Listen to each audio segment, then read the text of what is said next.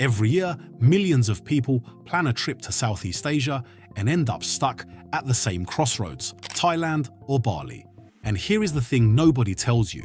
Picking the wrong one does not just mean a slightly disappointing vacation, it means 2 weeks of your life, thousands of dollars, and all that anticipation landing somewhere it was never supposed to land. These two destinations look the same on a mood board. They are not the same trip. By the end of this video, the right answer is going to be obvious. Start with cost, because that is where most trips either get made or quietly fall apart. Thailand is genuinely affordable in a way that still surprises people when they arrive. A clean, comfortable guest house in Chiang might run somewhere around $15 to $20 a night based on most traveler reports. Street food fills you up for $2 or $3 a meal. Even a night out in Bangkok with multiple rounds of drinks does not have to crack $50. Most budget travelers find they can live well somewhere in the $40 to $50 per day range. Bali used to sit in the same conversation. It does not anymore in most travelers' experience. The neighborhoods of Seminyak and Canggu have pushed accommodation noticeably higher, and the trendy cafes that line every corner will quietly drain a wallet with smoothie bowls and matcha lattes. Bali on a budget still exists, but most people find it takes more discipline and research than it once did. When it comes to getting the most out of every dollar spent, Thailand tends to come out ahead and is not particularly close. Food is one of those categories where Thailand does not just lead, it dominates, in most food lovers' opinion.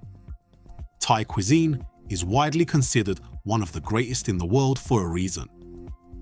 Pad Thai, Mat Saman curry, Tom Kha Gai, the night markets of Chiang Mai, the street stalls of Bangkok's Ya O A Rat Chinatown, the variety, the depth of flavor, the sheer availability at every price point, at every hour, it is relentless and extraordinary by most accounts.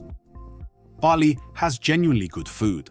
The warung stalls serve satisfying NAHC goreng and grilled fish, and the health food scene is legitimately impressive if that is your thing. But most culinary travelers would argue it does not operate at the same level. Pull up a plastic stool in Bangkok at midnight and eat something that costs $2, and it tends to change the way food is thought about forever. That is a hard offer to match. Now Bali starts to push back. Thailand has iconic coastline, Arila, the Phi Phi Islands, Koh Lanta, beautiful, earned, world famous, but reaching the best Thai beaches from Bangkok or Chiang Mai means a domestic flight or an overnight journey. Bali's beaches are woven into the island itself. The surf breaks at O Uluwatu, the calmer waters near Sanur, the dramatic cliffs of the Bukit Peninsula. The beach is not a side trip in Bali, it is the backdrop to everything. And most travelers find that integration is something Thailand's geography simply cannot replicate in the same way. Bali earns this one.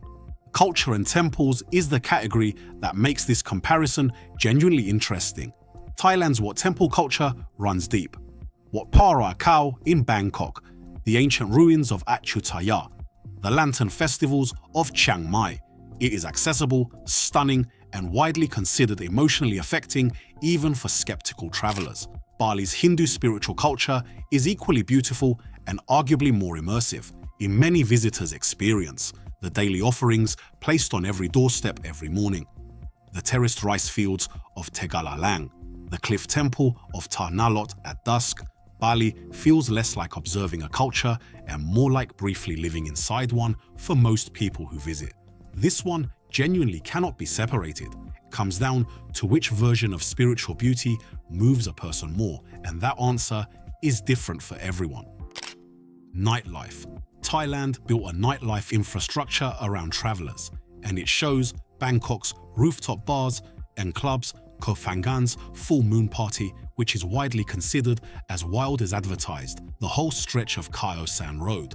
Bali has the beach clubs of Seminyak, which are beautiful and tend to run on the expensive side, and many travelers find they close earlier than expected. If going out matters to a trip, most people would argue there is really only one answer here, and it is Thailand.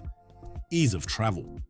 Thailand is a full country with trains, buses, domestic flights, and ferries connecting everything. Getting from Bangkok to Chiang Mai to the islands is well-worn and affordable by most accounts. Bali is one island, which sounds simpler, but it has very limited public transit. Getting anywhere typically means renting a scooter, hiring a driver, or navigating traffic that can turn a short map route into a lengthy journey.